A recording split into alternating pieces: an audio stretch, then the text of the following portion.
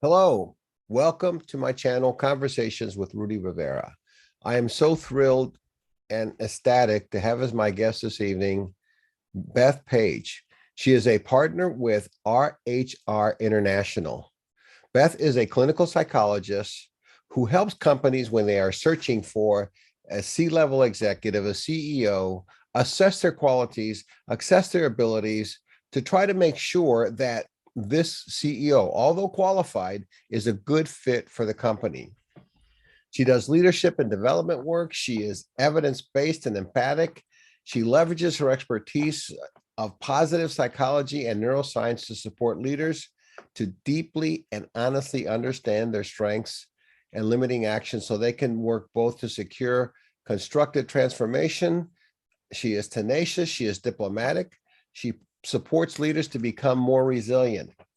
She's just an incredible person. This is an area I've really never heard of. We've heard of headhunters. We've heard of people who look for C-level executives, but it's the first time we're going to have a conversation with somebody who actually assesses them to see if they're a good fit for the company. So if you like what you hear, and I know you will, please subscribe to my YouTube channel. This video is a little longer than what you're used to, but I guarantee it's well worth the listen. This is part one of my interview with her. It was so popular and the people were so thrilled that we're going to do a part two. So tune in. Thank you for watching and search for the stars. Thank you. And how many companies do what you do? Not that many? Well, there's fewer all the time, but they've just basically all merged. So there's probably, there's quite a few what I would consider kind of boutique firms, but bigger firms, there's maybe 4 or 5, like kind of what we do globally. And when you said globally, that's throughout the world. Right. I mean, it's everywhere. It's everywhere. So if you were working with somebody in China, obviously you need to get a Chinese psychologist. You need to get Chinese experts to come in, contract with them to give you that part of it. Yeah, we would, but sometimes yes, but the other piece is, as you know, in the US, we are very spoiled that many people globally will speak English. And so sometimes somebody like me would do it if it is someone who has a wide global experience and their English is good, which is not unusual for an executive. And if we need someone in the local language, then absolutely. We will either, we have sometimes offices in those places, or we definitely have a wide array of contacts. So. Yeah, to those of you who are just signing in, we're just having an informal conversation before the presentation begins because there were a number of people who signed up. It really starts at 8 o'clock. So I just wanted to open it up earlier so there's no glitches. But, culture is an interesting issue that most people ignore. And people have the tendency to think everybody's like us, and they're really not. Right. And I don't even know what us is sometimes. Yeah, we're all humans. That much we can say that we're us that way, right? That's about the only sure thing we can think of. But for example, when you use the term Hispanic, what does Hispanic mean? And who makes up a Hispanic? And when people use the word Hispanic, they lump everybody up into one group, and really there's Mexican, Puerto Rican, Dominican, there's Cuban, there's all kinds of things. And so I find that when I'm litigating overseas or, doing business somewhere, I really have to consider the culture of who I'm dealing with. Because there's a big difference between, say, dealing with Germans versus dealing with Mexicans. Absolutely. Right. Yep. There's leadership nuances and differences. And one of the, I do assessments both using psychometric assessment as well as interviews. And the psychometric piece, the assessment that we use has really well-researched global norms for exactly the reason that you're talking about, because there definitely are country and cultural differences. And also it makes a difference, the language, do people get to take a psychometric assessment in their native language? That makes a difference, as well as just the culture. Well, do you know how many times I've heard that somebody is fluent in Spanish and then I hear them and they don't speak Spanish, or the most they know is a few words. Right.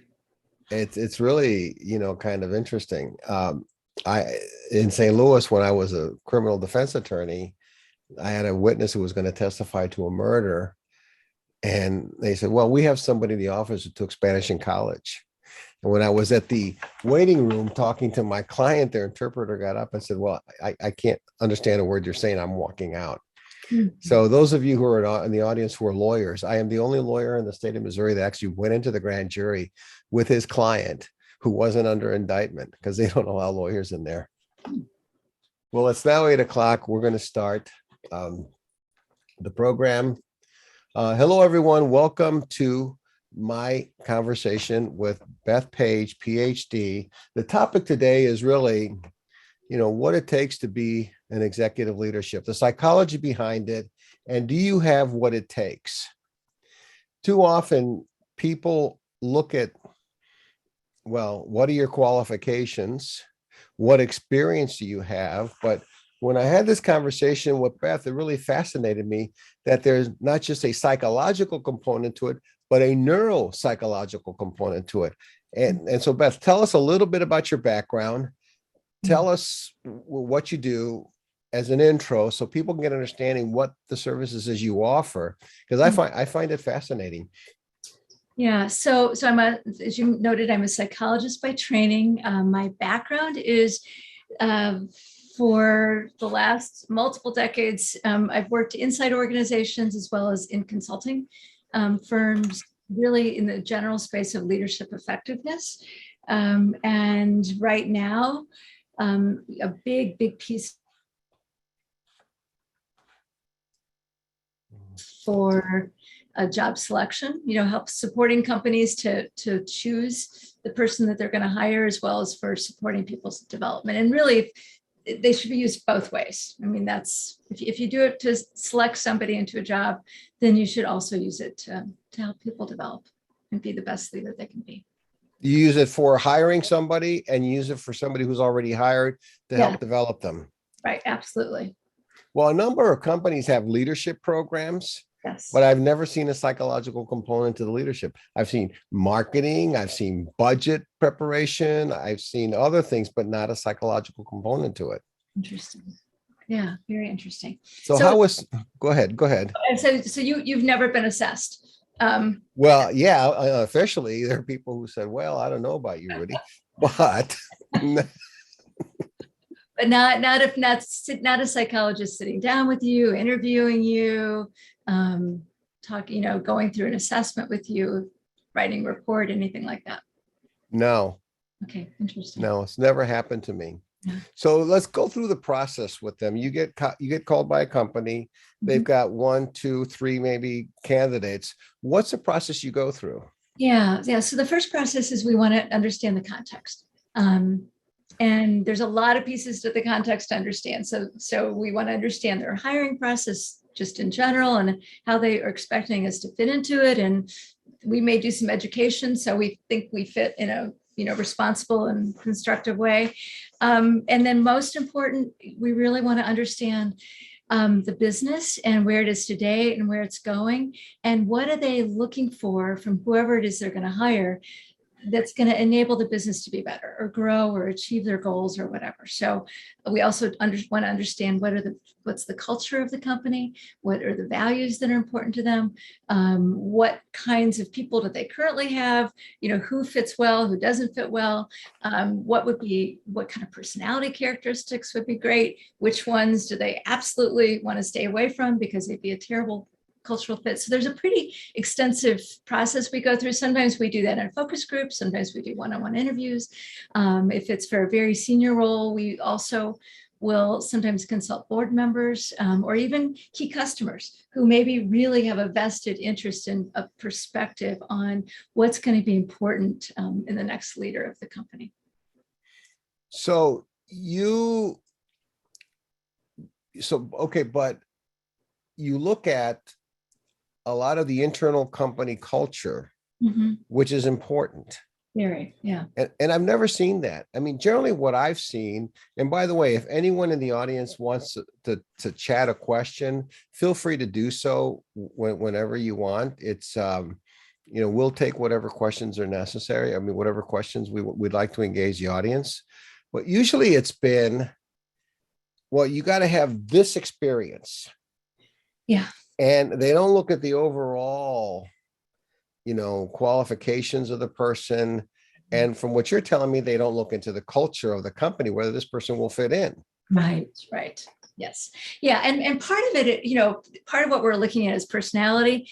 And from a personality perspective, this is where a really thorough assessment and psychometrics really help, because many of us have our first impression personality, right?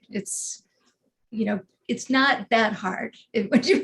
After a while, if you're experienced as a professional, to make a good first impression and to answer the interview questions right, et cetera. What's tougher is to know, 9 months down the road, when this person's in a really difficult situation, or the first time they have conflict with a peer, or have, some kind of customer issue or client issue, how are they going to react and respond under stress? And that's the other thing that we really, in particular, try to get a handle on, so that there can be a bit of a sneak preview of both, what they're great at, but also what are their potential challenges under stress. And we all have them. So it's not like we're going to find the perfect person that doesn't have them, but it's helpful to understand what they are, what people's self-awareness is about them, what their strategies are to cope with their weaknesses, things they're not as good at.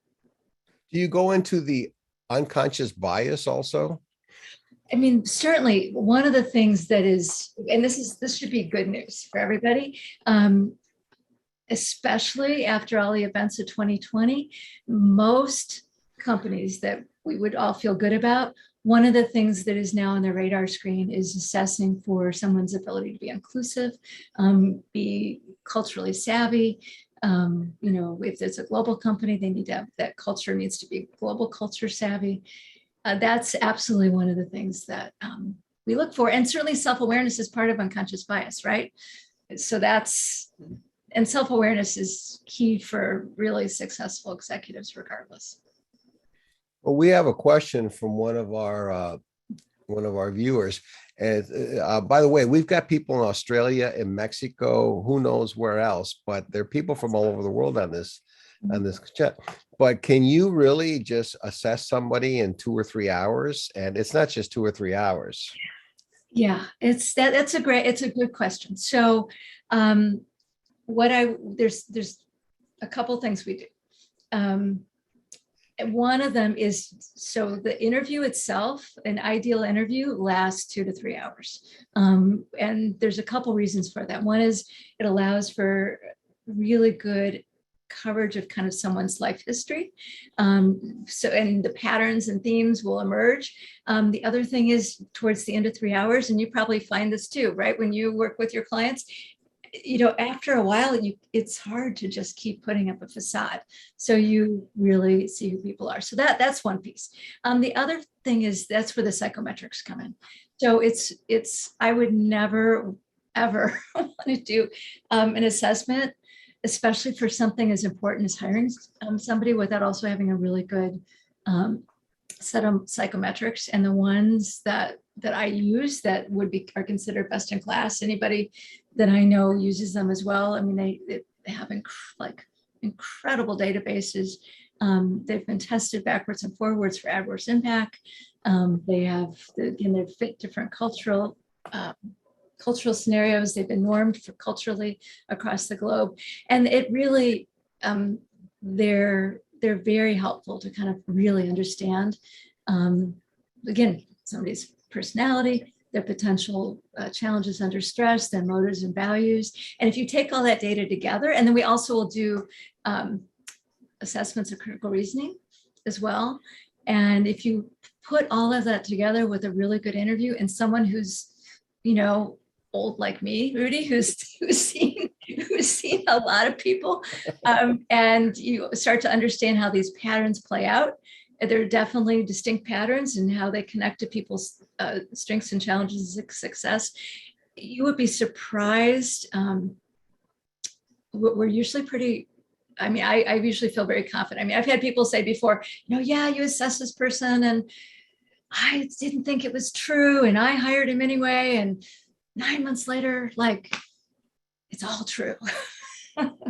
Well, So, I asked you rather tongue in cheek before Yeah. we were preparing for this yeah. webinar is, have you ever found anybody a sociopath or psychopath, and I mean, you wouldn't necessarily say that to somebody in a report, but how would you alert somebody that there are issues? I mean, you don't say hire, don't hire. You Right. say, these are the data points, but how do you get the message across? Yeah. So as I've been mentioned earlier, so the value of doing the really thorough context getting with the organization is ultimately what we're looking for is the competencies, kind of what it is you're looking for somebody. And then we assess, we translate all of our data against that. And then we're able to talk about fit. That's how we talk about it, is fit. We don't say hire, don't hire. Now we will make a recommendation in general. So we'll say, I think it's a good fit. We think it's a bad fit. We think it's, somewhere in between, a good fit with some challenges or concerns, can maybe get there over time. So we'll give but it's really about fit. Most people, there's rarely like a bad person. It's just, they're not going to be a good fit for what it is they're looking for, or they're going to be a great fit for what they're looking for. Well, that's an important issue though, because they may not be a good fit for this company, but they may be a good fit for another company. Yes. Depending on the culture. Yes. And we will, especially for doing an assessment for development, that is oftentimes a conversation that's had is, let's be real about who you are and what are the things that are going to be the best fit that allow you to thrive. Well, but do you have to then say to your client, let's be real about what you want too? Absolutely, 100%. Yeah. And that's where the values comes in. That was actually, I recently had a conversation with somebody like that, and the values that they have and what makes them excited and do their best work are no longer really a fit for the values where they currently are. And they're feeling frustration, and it's really about that, because there's just not a values fit anymore. Well, in a number of companies, the progression to CEO or upper management is an organic thing. Mm-hmm. You start some junior position, you move your way up because you prove your worth. But do you do evaluations or assessments for people who go up the ladder that way also? Yeah, ideally, I do. In the ideal world, yes. And there are definitely a lot of organizations that will, as they do the succession planning, part of the data, if you will, that they put in their succession planning is an assessment. And at that point, it's an assessment for potential or for scale. And that's another way to think about it, kind of ability to scale above the level and the contribution that they currently make. So you're actually meandering two rivers here. One with the company that hires you to say, okay, are you sure this is what you want? Mm-hmm, mm-hmm. Or two, the person who's working, who wants a job, mm-hmm. Are you a good fit for this company? And hopefully with all the people, you can get the right match. Right. How long does this process take? It can be fast. It doesn't have to be long. It's what would I say? You can do the whole process in probably 3 weeks, because you have to start really understanding what the organization wants. Then the person has to take their assessments. Then you do an interview. Then you write a report. Then you provide everybody with feedback. So it's as fast as people want it to move. It often goes slower just because life is slower. Well, we have two additional questions, okay? One of which is, after your assessment, you have two potential candidates. Candidate A is a 7 in ability and a 10 in fit.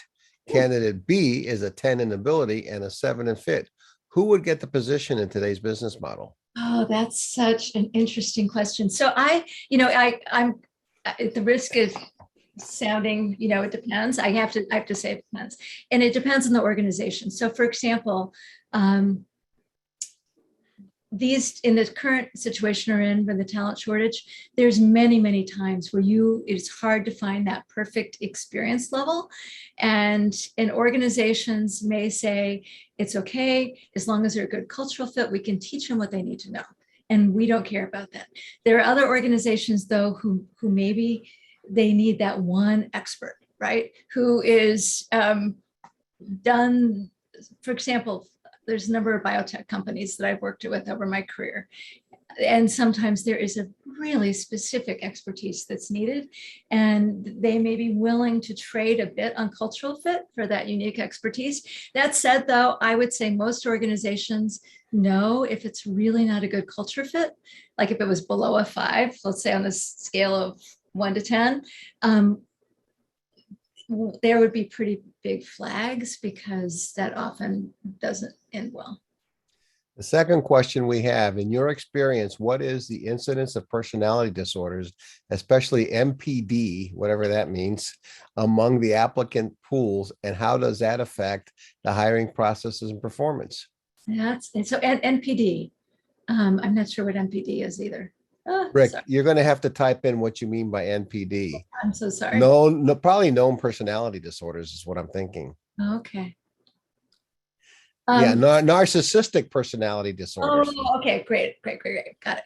Okay, so the incidence of that. So what I would say on this is think about all personality disorders on the continuum. That's what I would do. And if we think about it on a continuum, we're all somewhere on those continuums. All of us have some degree of all those things. Now, a true narcissistic personality disorder, there are some of them around for sure. It's not as common as you might think. Now, there are absolutely leaders that have, are kind of have oversized egos that have a lot of narcissistic tendencies. And actually, what I would say is it's not unusual in very senior leaders to have some of that, just because it enables them to weather the storm that they're going to fight on a daily basis, right? Whether it's with Wall Street or public opinion or customers or whatever. But it's pretty rare to have a true narcissistic personality disorder. Well, if you're an executive and you're an accomplished person, obviously you're going to have some element of narcissism, because somehow it relates, narcissism and confidence. Yes. And some people may say, well, he's just a narcissist. And you're saying, no, I'm confident. I'm good at what I can do. I know what I do. And I feel like I'm the best. So that, in my mind, is not being a narcissist. For example, saying I win every case, I never lose, is probably more narcissistic than anything else, right? Yeah, and it's dangerous, right? I mean, again, all these, it's all in a continuum, and at a certain point it becomes dangerous. So if you have that confidence that allows you to take risks and ignore the naysayers, and stand strong for your company in the direction you want to go, there can be some benefits of that. If you never take in the negative feedback, right? If you truly believe all that confidence 100% and never see that, yeah, I could be wrong and I might make a mistake and I need to learn something and I'm going to fail, and help me understand those issues, that's when it becomes what I would call a career derailer. I have a firm belief, because in my job, I hire lawyers all over the world. I say I need to be the dumbest one in the room.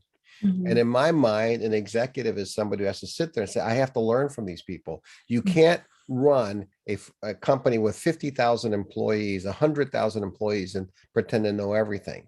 So you have to be willing to accept not only just feedback, but in some cases criticism, correct? Oh, 100%. And it's interesting because this is actually, I want to take this topic and kind of run with it a little bit. Sure. An interesting, a dynamic, and this is not my idea. The person who probably coined this best was Marshall Goldsmith in his book, What Got You Here Won't Get You There. It's the idea is that a lot of people are promoted to a certain level because they're experts, right? I mean, they're the best engineer, they're the best attorney, they're the best, physician. Yeah, just ask them, they'll tell you. But they tip, when you're more junior in the organization, you have a lot of eyes on you, and they often do have some real expertise. So they get promoted. But when you get to a certain level of leadership, and this really ties to what you were saying, Rodolfo, you will not be successful unless you're able to shift from being the expert in the room to being the facilitator of other people's expertise. And number one, you can't know it all. I mean, let's just be real, right? You have to be the moderator, right? Or the program manager. You have to know enough to know what questions to ask, and enough to know, well, this doesn't sound right. We better look into it further, right? Well, absolutely. And what happens is if you stay the expert, and all these other very high-powered people that now you have around you, because the level that you're at, are going to be disempowered. They're not going to be disengaged. They're going to feel not valued. They're going to not contribute to their fullest. They won't get a chance to stretch and grow and show you what they can do. So it's a problem in a lot of ways. Well, Beth, I can call you Beth because I've known you forever. But Beth, we're getting a lot of really great questions from people. One of them is from one of my favorite people. She's from Australia, Dr. Irena Yashin Shah, who wrote the book on entrepreneurialism, which is something we're going to talk about a little later in the program. And her question is, hello, Irena, thank you for joining. Can you talk a little about your thoughts in assessing for high potential to decide who qualifies for career progression? Yeah, that is such a great question. And this is a tough one. So sounds like comes from a psychology background, so it's so tough. So the things that are typically looked for, that tend to be predictive of, and some people call it potential, some people call it kind of ability to scale to a next level. The things that tend to predict that, number one, you have to have a certain level of kind of critical or reasoning ability typically. Every once in a while, you can have someone who just has been like the super hard worker, and they've been in the same field the whole time, and they can make it. But usually there needs to be a certain level of kind of critical reasoning and critical judgment ability. The other thing is people have to want it. They have to be motivated. They have to be willing to go through the hard work of making the career progression. And not everybody wants that. And that has to be okay. I think we have to make that okay, because it can be, right, thankless, lonely. There's a lot of things, like having more advanced roles that can, the hours that you work, a lot of people don't want it. So motivation's key. The other thing and this is where it gets a little trickier. In the research, there's a lot of different research that's kind of all over the board, but a concept I really believe in is this notion of growth mindset and learning agility. So being able to be a lifelong learner, being able to, especially in the era that we are, being able to be adaptive, being able to pivot, being able to recognize that just what was great last year may not be great next year because of it could be technical disruption, it could be societal disruption. So being able to learn, be agile, be able to pivot, I think is super, super important for this idea of potential or scale, because that's part of what you have to do anyway. Definitely. And we've got just questions popping up, Beth. Does your analysis change when you're assessing a new senior executive for a failing company, or one with a bad culture versus a senior executive for a successful company with a good culture? And I kind of want to add to his question, because one of the things we talked about is, there are people who are good leaders during crisis. If you look at the president of the Ukraine, nobody expected much from him. He was a comedic actor, and in my mind, he's Times Man of the Century. And then you've got other people who do well. Winston Churchill, for example, who had the confidence in other Yeah. people during World War II. But after the war, people got tired. They got bored with him. So could you comment? That's a question from Mark Dedman in Tennessee, Nashville, Tennessee. Great, great. It's a good question. So I'm going to answer it, and then Rudy, help me make sure I'm kind of hitting on all these topics, please. So the first just overall comment I would make is that the world is a very different place now than when Winston Churchill was around. I mean, some of us could argue, especially if we would use the last 2.5 years kind of as our baseline, that we're in crisis more than we're not. And the rapid cycling of change and disruption tends to make those skills more relevant and important now for senior executives. That would be kind of the first overall comment that I would make. And I want to make sure I'm kind of answering the whole question. So Rudy, give me some help here so I can kind of bridge. Well, I think the issue is what he's saying is, what I read Mark's question is, I mean, you got a bad company, you need an exceptional executive to come in, and the company's failing. Who are you going to bring in? I mean, and what kind of person? That may not be the same person you bring in when times are really good. We have an expression in my company that says, it's easy to be a manager when you're making a lot of money, but when times are bad, that's where the test comes in. Right. Yeah. And I would say that's kind of, it's what I think of those folks as like the turnaround, the fixer, right? The turnaround specialist. And that is a unique skill set. And that is different than the person that you necessarily are going to have sustain on a day-to-day. So that definitely that person who's kind of the turnaround specialist or the fixer, they're going to be very disruptive. They're going to be accelerating change. What I will say though, again, in today's era, even 20 years ago, some people would just come in and they'd like fire half the team. I mean, they blow it up. These days, unless you're involved in a distressed asset, kind of like the last gasp, before it just dies, coming in and blowing everything up tends to create more problems than it solves. And this is where I'm going to tap into some neuropsychology here. Okay, good. So if you, that will often create this culture of fear. And if you think about, people are coming to work into life these days already with much more background stress than they had even 10 years ago, I think we could argue. So then you introduce on top of it a very a fearful kind of workplace culture where everything's getting blown up and people are getting fired and it creates all kinds of insecurity. And you're doing that in 2022 where you've got a huge talent shortage. People leave. I mean, they will not tolerate that anymore.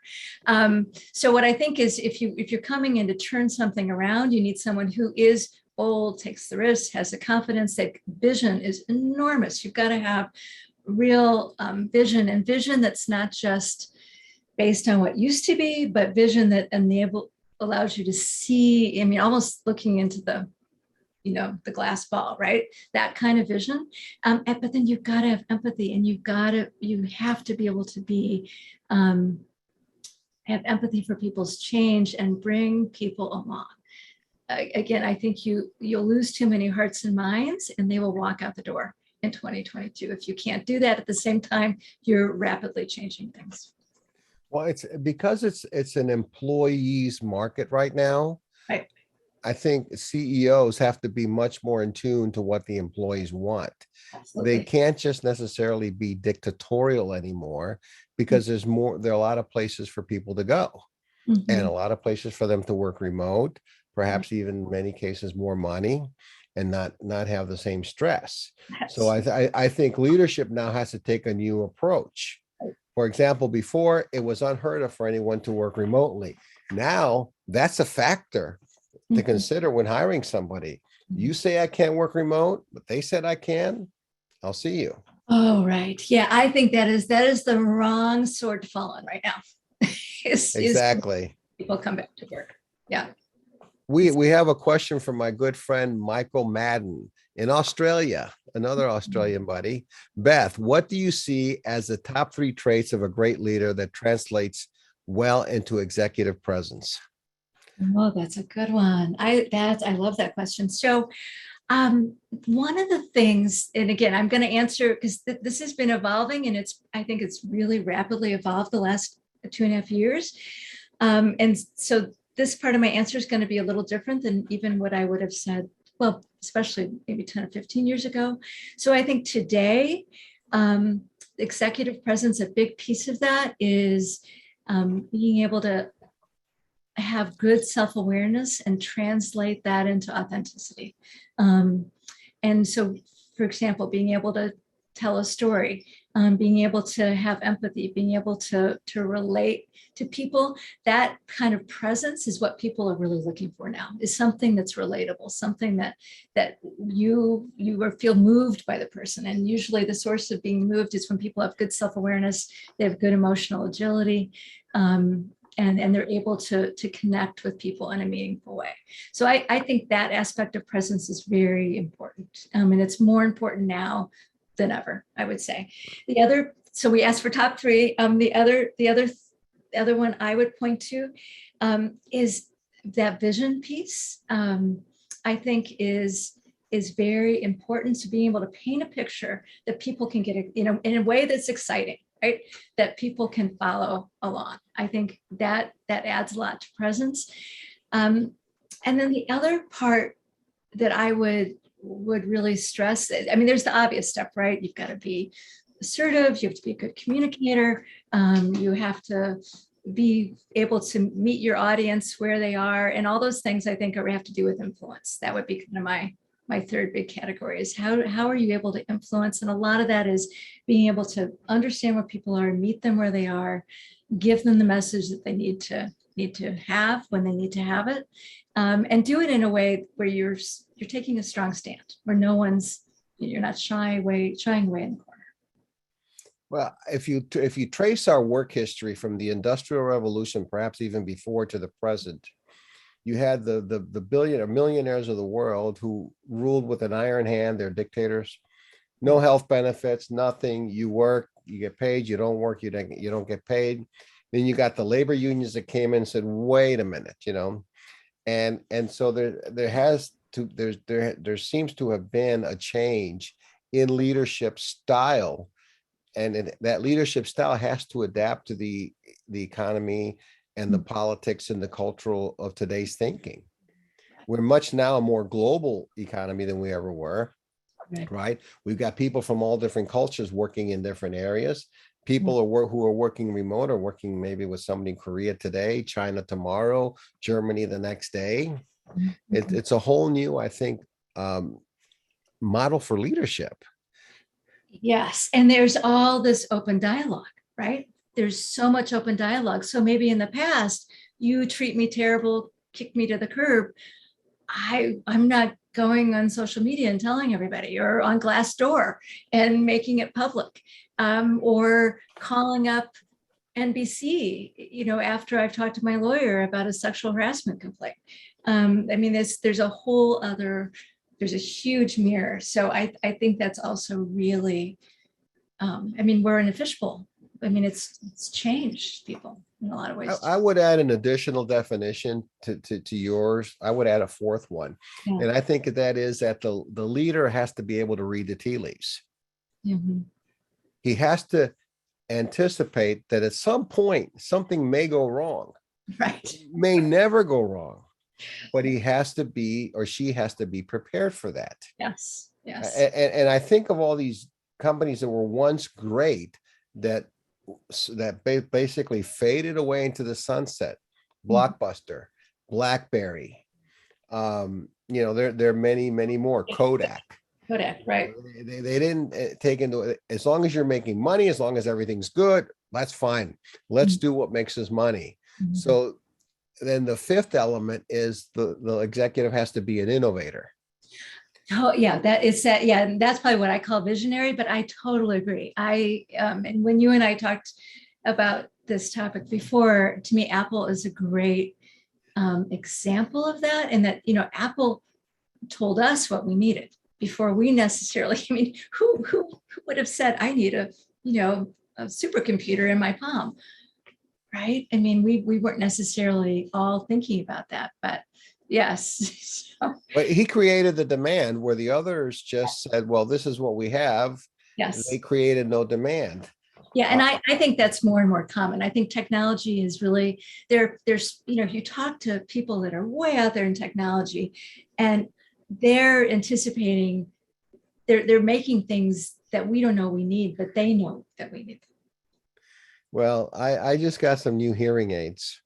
And these hearing aids, I can talk, listen on the phone. I can tap my ear, like I've got a chip in my head. And who would have thought that you're going to do that? Who would ever have thought I really need hearing aids like that? Right. It's crazy. We've got some more questions. In your experience, this is from Carolina Kensington. In your experience, how to distinguish leadership that promotes the growth of their subordinates from leadership that is closer to perversion from a pathological point of view? I am referring to leadership that in some way generates anguish in others. And I also, perhaps, Caroline, if I'm interpreting your question wrong, but I think this is also a situation where leaders put people in silos and they rule by fear, basically, because they think they know everything. Right. And I think that actually historically was not an unusual leadership style, honestly. I mean, there's that kind of command and control leadership style. I think there was a that used to be more prevalent. And I will still say there are moments where that can be appropriate. So for example, if my house is burning down, I don't want the firefighting team to come to my house and have a big consensus conversation about how they're going to put the fire out, right? I want the fire chief or whoever's the head of that team to come in and dispatch everybody immediately, using a command and control kind of style, and tell them what to do. I think what happened is a lot of times command and control though got paired with fear. And I will say it's some really interesting research around looking at goal setting that I recently read that said that we want to have a little fear. It's not that we don't want to have anxiety and fear. It's that you just don't want to have that all the time. You need to understand the potential downside if something doesn't work. And that can be one of the leader's roles, is to help people understand the risks that, if we don't kind of get this to happen, here's the risk. That's not good, that none of us want to experience. So it's not that you don't want people to be free of fear or not having any anxiety. It serves a good purpose. It's just you don't want that to be the main thing used to motivate people, because this is where the neuroscience comes in. What happens is literally, if you're always in fear, your frontal, like your brain, your body literally stops giving blood supply to your frontal lobe. I mean, it mostly puts it back here at the back of your brain in your survival parts of your brain to get you activated to save your life. That's what happens. And it doesn't matter whether you're in front of the saber-toothed tiger or you're in front of a tyrannical boss, your brain will go there. And we know if you don't have an active, open frontal lobe that's doing what it should be, you're not going to have the best ideas. You're not going to be innovative. You're going to be, moving from a survival mode. And that is not good for anybody. I see that sometimes people will lead by example. Mm-hmm. People will lead by saying, just I told you so, because that's just the way it is. And there's a huge difference. I think you're much more effective when you lead by example than just do it because I'm the boss. Yeah. We have another question. This is, what is the best approach to build trust when you are an outsider going in versus insider moving up? Yeah. So what's the best way when you're outsider going in? Yeah. Yeah, I love that question. So the relationship, most organizations and most people in organizations are going to respond best if you enable yourself to focus on two main things that first 30 days, especially. And that is connect, and usually you can do them at the same time. You want to figure out who are your key stakeholders, and you want to spend time building relationships, and you want to get to know the people as people, and you want to understand their role. You want to understand what's important to them, what their perspective is on kind of whatever it is you're leading, so you feel you feel informed, if you will, kind of what you're walking into and where people are and what they think is working and not working, and what their hopes and fears are for you. So that relationship piece is super, super important. And I think is the other second piece, and you can do these again at the same time, is really focus on learning. So walk in, even though you've been hired for expertise and for things you've done, walk in knowing that there's probably things you need to learn you don't even know you need to learn. So take your time to really learn those, and even you can ask that question, what is it you think I need to know that maybe I don't even know, and then, and part of what you're trying to learn is not just the technical stuff and about the company, but you're also trying to learn about the culture. How do things operate around here? What are the unwritten rules that I need to know about? Is there a big, don't ever do that somebody better tell me so I don't walk into that trap. So, especially in those first 30 days, people are going to give you grace, like you don't know what you're doing, and my advice is take full advantage of that and focus on relationships and learning. I think it's being able to use diplomacy. So when I've been involved just as a lawyer in situations where, say, we've taken, over litigation that's been handled by, say, a successor company, the first thing I say is, okay, I'm not going to fire you. I'm not going to just fire you because I'm the new sheriff in town and I want to get my friends in there. Right. Tell me what the cases are about. Okay, if you're doing a good job, you might as well stay. Mm-hmm. Rather than just changing for the sake of changing. So sometimes people who come in, they think, well, obviously I'm here because things haven't been going well, so I need a clean house. Right. And they'll change and they'll get rid of people who are really valuable, because you don't know why those people haven't been producing. It could have been that the person who was there before you kept them down. Mm-hmm. And you've got to untap their as my friend Arena would say, the entrepreneurial ability. And that's part of what entrepreneurship is about, getting all these stakeholders to come in, let them feel like they have an interest or a stake in this outcome. Right. And the success is all going to be the team success. Right. And there's so much research about, if you manage a team well and you put together a wonderfully diverse team, the outcomes are better. And also more profitable. I've given talks on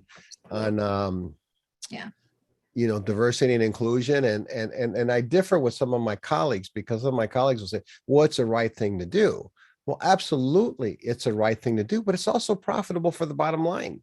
Totally. Yes. Right. It's a huge companies who are more diverse tend to be more profitable. Always. Right.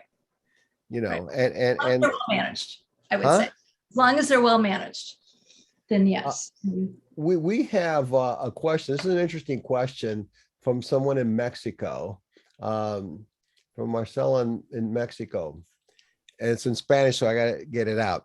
We live in an age where there is so much misinformation, some accidental, some intentional. And I'm not getting into whether or not you're pro-Republican or not, but there's been a number of issues with them. Mexico's having the same problem, in the sense that you've got a president who makes decisions without consulting people. So her question is, in the political world, in the Mexican political world, it's a hard time understanding how is it possible that a president like López Obrador, he lies constantly, has high levels of popularity. So in Mexico, that he lies, they catch his lies, yet he still enjoys that popularity. How is that possible? That's the question, really. Yes. Yeah, that is, it's so dangerous, right? I honestly, it's probably one of the things that worries me the most these days. So it's very interesting. I think it's gonna be interesting to see how this evolves. Like if we could fast forward 50 years from now, because I think people in general, I think historically we want to trust people that are in authority, right? You're looking for direction, et cetera. So you want to trust them. So I think that people like that are very psychologically sophisticated in a lot of ways. They understand what motivates people. They understand people's fears. Fear is fear is like one of the most primal emotions. So if you can tap into people's fears, get them very emotional, and then bring them along like you're going to be the savior or you have all the answers or something, it's pretty powerful. And I actually feel like these days psychology is misused a lot to do create some of those dynamics. It's very unfortunate. And it's used in social media. I mean, I think this is a global problem, actually. I did a lot of work in Guatemala, and a while back, one of the candidates running for president was a guy named Rios Monte, who was involved in the 1982 coup in Guatemala that killed 100,000 plus people, innocent people. And there were people who were family members of the people who were killed marching and rallying to support this guy for president. Now, when I dug into it deeper, they got a free lunch and 50 quetzales to go in and just do the rah-rah, Yeah. Yeah. I think the other piece that gets tough for people to change their mind is this idea of cognitive dissonance. So our brains, this is kind of taps into neuropsychology too. So we desperately need to make sense of the world. We need to have the world make sense to us. This is the world's chaotic. So our brains are kind of these meaning-making machines. And we're always looking for ways to make meaning. And we're always looking for kind of shortcuts to help us understand the world so that we can keep, extra brain energy for when the saber-tooth tiger comes to attack us, metaphorically speaking there. And so I think what happens is, once you believe something, and especially if you start to take actions on a belief, even if you learn later that maybe it's a lie or people don't believe it, or there may be doubt or whatever, it's very difficult for people to admit that they've been swindled, if you will, or they've been taken, or that they've been wrong, and our brains don't help us with that either. Our brains want everything to hang together. They want to have things, make sense to us. And so I think that contributes to it too. It's part of why it's, sometimes, like, if you think about, again, I don't want to be political about this, but there was a lot of data around COVID, right? And like, should you get a vaccine or not get a vaccine? And I think it's part of why sometimes people didn't want to change their mind, because they'd already made a decision, and they're kind of, keep their psyches intact. They just needed to stick with it as a way to make sense of the world that they thought that they knew. Crystal Lusado says there's a great book by Mari Fitzduff called Brains at War, where she discusses our Stone Age brain in relation to leadership, where she shares, we explain much of current leadership behavior in terms of a mismatch between our old brains and the new context in which we function. Yeah. Van Gutt and Ajua, 2010. Often the cues we use to seek leadership are based on past needs rather than present day context. Mismatch hypotheses. Yeah, that makes sense to me. Could you explain the question or the statement? I'm reading it. Yeah, so I if you think about, so that historical context was, we are so spoiled right now, right? Like most of us, and God bless the people that don't have to do that, but most of us don't have to worry too much about the roof over our head, where our next meal is going to come from. There's absolutely millions of people that have a tragic existence is different than that, but many, many people don't have to do that. But our brains are still, in many ways, the structure comes from an era where survival was much more of a daily matter that we had to live through. And so you do look for things that are more fundamental. And a lot of times I also think this is, I'm at the risk of sounding Freudian, sometimes there's parental things that come into this too, right? We still want the parent that's going to give us the answer, or make us feel good, or take care of things, or save us, or rescue us in some way. And some people need that more than others, depending on their history. But there's a lot of things that kind of can get in the way for seeing the facts. Well, another question from Marina, from your experience, how readily and easily are executive leaders being able to adapt to the different expectations of leadership? Yeah. Yeah, it's a great question. So the ones that are really learning agile, they're adapting. There's some people that are doing great. I also would say the Mhm. ones that were already naturally wired to be in tune with their people, to be inclusive, to to have empathy. Those leaders are doing well too. Though the one thing I will say that's true for almost all leaders right now, though, and this is another topic that kind of ties to neuroscience, is I mean, most people at this point are pretty exhausted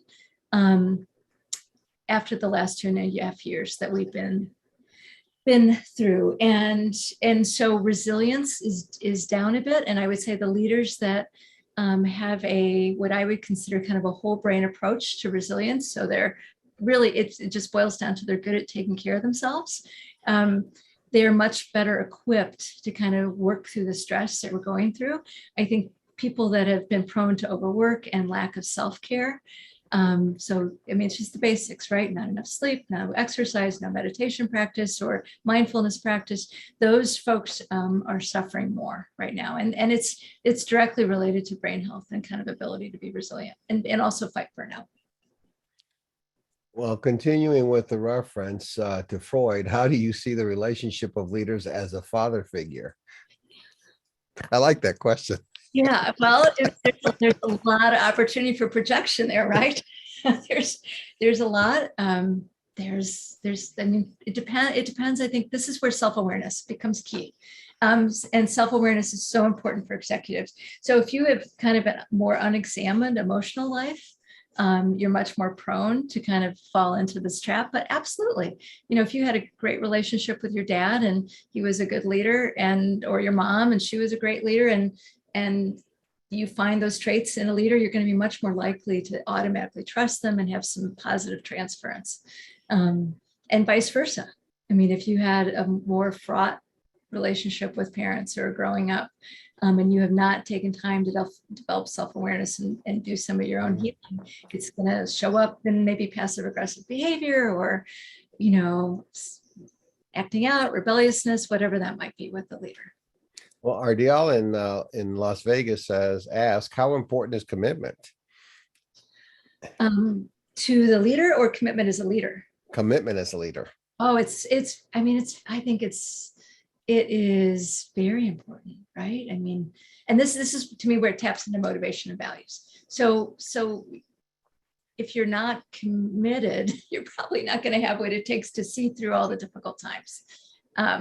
So commitment's important. Commitment to the work, commitment to your people, commitment to yourself to get through it. Well, I've seen many situations in the corporate world, Beth, where a leader comes in. So the whole purpose is to turn the company around. So a hedge fund, venture capital fund, let's say, buys a company, they get some guy in, and then he's gone. Okay. And how effective is that kind of leadership? He's more like, I don't want to say hatchet man, but Yeah. he's the guy who's going to make quick decisions abruptly without, necessarily taking the time to know the culture. For Yeah. him or her, it's just we're looking at the money and Yep. we got to unload, right? Yes, How, those are that like I mean, certainly I've worked with kind of a number of clients who are kind of currently owned by a PE firm, so it's kind of similar. So this is where the relationship piece comes into play. So, I mean, if you are truly just looking to sell off the assets and suck the money out, and maybe repurpose those assets in a completely different venue, and you don't need those people anymore, that approach can be really effective. If, however, you are hoping to keep a vestige or a good core of whatever this thing is that you bought and put in your PE firm, or maybe you bought it to make it better, and you need those people to stay, you've got to pay attention to the culture. And I think this is especially important in those turnaround situations, because it is enormously stressful to grow an organization. And especially if you're owned by a PE firm, the timeframes that you have to live up to, right? To drive the kind of growth that they need to get their return on their investment is incredibly stressful. And if you can't bring people along, keep relationships along the way, people will have a hard time coming along with you, and they'll get more disengaged. They might not work as hard. They're not going to give that extra effort you really need when you're trying to grow. So the leader has to be agile in Yeah. today's world, right? Adaptable, and because agility and adaptability are two separate things in my book. Yes. Yeah. I mean, to me, agility is moving quickly. Adaptable means you got to face your new reality. Are you going to live through it, right? Pivot. A lot of times you've got to pivot. You've got to pivot. Pivot. I also think not be afraid of failure. No, because you're going to fail. There's You're no going to fail. Exactly. Things are moving too fast. Things are too disrupted too frequently. And so you're going to, I mean, failure is just, I mean, you can usually avoid the enormous, highly public, devastating fails, but you're going to have fails along the way. So the real question is how you pick yourself up, which is a Winston Churchill expression. You know, success is not final and failure is not fatal. It's the courage to persevere. Right. So understanding the executive has to understand that there are some things that may not work. And unless there are things that would close the company down, I mean, you just move on. Right. And I think this is a critical point I want to dive into a little bit too. So not only does the executive need to understand that, but they need to create a psychologically safe environment for the people that they work with so that they're not afraid to come forward and say, I don't think this is working. And they need to, and the sooner they can say, I don't think this is working, then the sooner you can avoid that catastrophic failure. And that is I think we're kind of wired to be worried that, our boss is going to beat us up when we bring bad news. And so you have to really work hard with people to kind of unwire some of that natural tendency to want to not tell your boss bad things and get it out as soon as possible and model it. And then and set a norm that it's normal to fail. So we're going to talk about what's working. We're going to talk about what's working. I'm not going to beat you up. I'm going to get excited because you've brought it forward as fast as you can so we can fix it. And that's part of being agile too. I think it's growth mindset, it's agility, but you've got to have a psychologically safe spot to be able to do that. But it's difficult to say that to an executive or a CEO when things are going well. So try to imagine a conversation at Kodak when some guy says, you know what, I think digital is the new wave. Right. I think it's going to be big, even though we didn't have digital cameras. Right. Or somebody at BlackBerry saying, boy, this iPhone is really something. We need to really, no, we're the gold standard. It's our security that's selling it. I think a leader has to be pretty agile there too. 100%. He has to think about, okay, what's the future? What's the technology going to be like 10, 20 years from now? Right. And are we going to be relevant? Yeah. And I think those, Blockbuster, Kodak, BlackBerry, those are all kind of classic case studies in organizations that didn't have growth mindset, that were not willing to be future oriented, they were kind of almost too comfortable.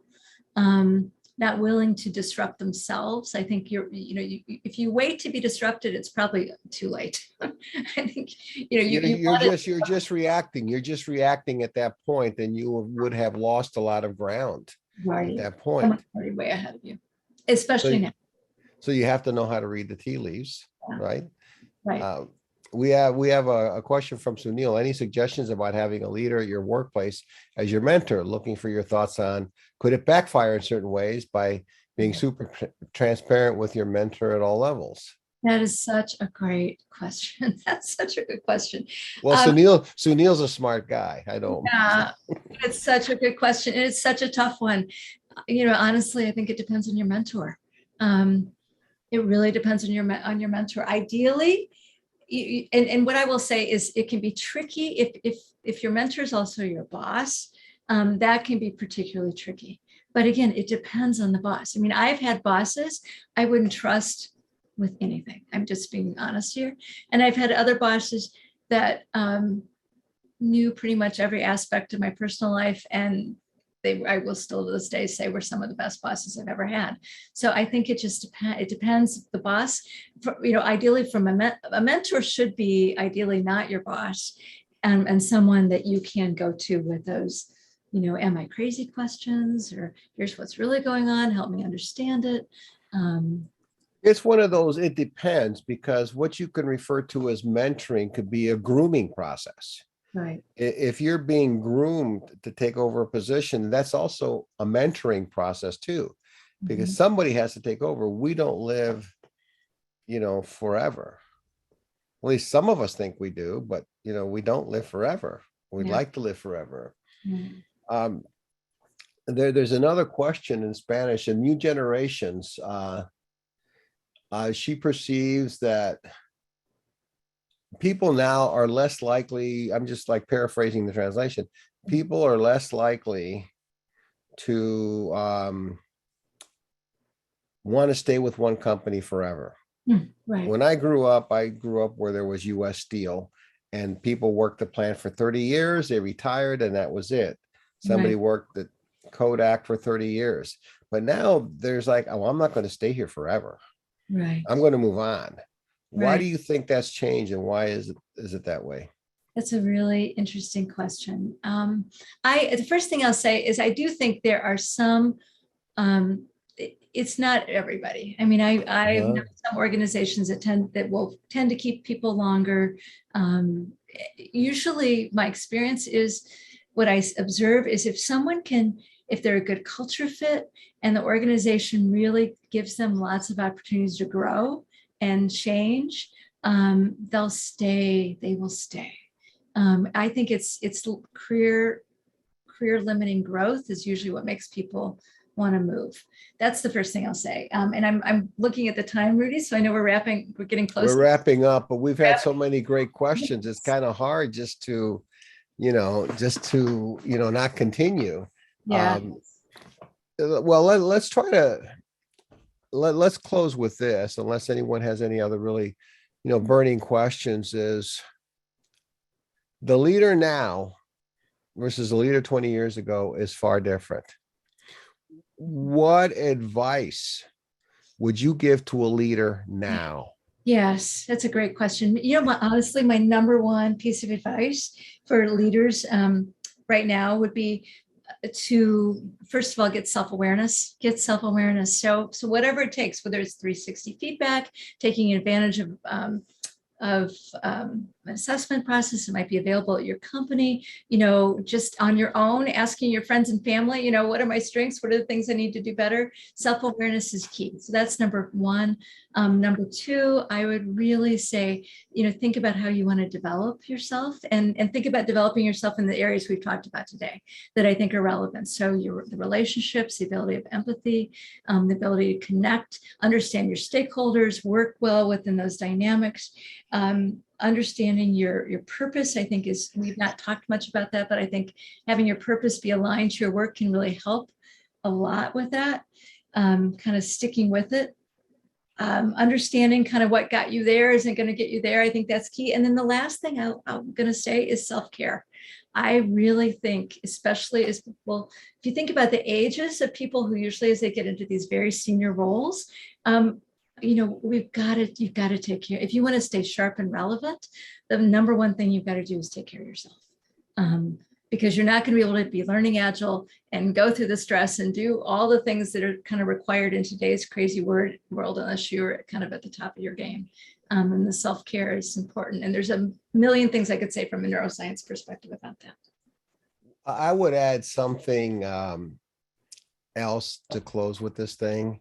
Right. Is you have to be a good listener. Yes. Yeah, that's the relationship piece. And it's easy to say that. People say, well, I know how to listen. I can listen well. Yes, I'm smart. I went through all this, but people really don't listen. And something that I do constantly to people is I'll ask them, can you tell me what color, Splendid, can you tell me what color this phone is? Mm-hmm. And the answer is always going to be, well, it's black, it's blue, it's whatever. But that wasn't my question. My question is, can you tell me what color it is? The answer is yes. Now, what color? And I use that as a basic example because you'll be at a meeting and people are so consciously trying to, get, well, they want to formulate their thoughts and they're not listening to what the other person says. Mhm. And so they miss a lot of stuff. Yeah. And of course, there's also people, and they're listening. Anyone who says they can multitask is kidding themselves, Yeah. Yeah. I would, and to me, that's the relationship piece. I mean, I would agree with that. And somebody said, go to therapy, life coaching, I would add, I don't disagree. We can all benefit, honestly. Forever, we can all benefit. We're never done, I don't think. Well, thank you so much, Beth. I really appreciate it. I think this really was an incredible session, and it was evidenced by all the questions we had. Okay. It was a topic that's very topical. People are in tune, and we got a lot of. I mean, we should do a part 2. How many of you would like to see another part to this conversation? Just send me a quick text. But yes, on part 2. Everyone says part 2. So you're a rock star, Beth, a superstar. It's been fun to talk to you and stay connected. It's really good. And I'm going to thank everybody for coming. Beth and I are going to stay on for just a few minutes, and we're going to pause the recording at this point. But thank you, everyone who's come. We've had people from all over the world, and we're getting, but yeah, please, part 2. So like I said, you're a rock star. Let me just stop the recording.